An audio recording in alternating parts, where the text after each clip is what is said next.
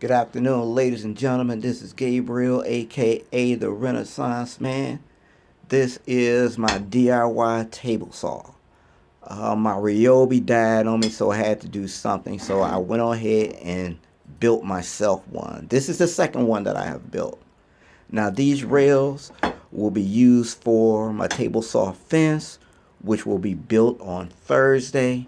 But today I installed this power switch, which my circular saw is connected to this, and it's nice, it's easy stop on here. And I also added dust collection, which is this plastic container here. It enclosed the circular saw, so all of the dust will fall in here, and when I want to discard of it, I'll just unlatch these toggle clamps here and discard the sawdust.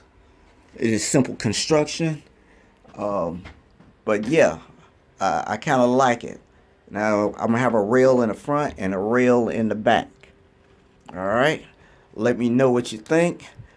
Until then, I'll see you in the next video.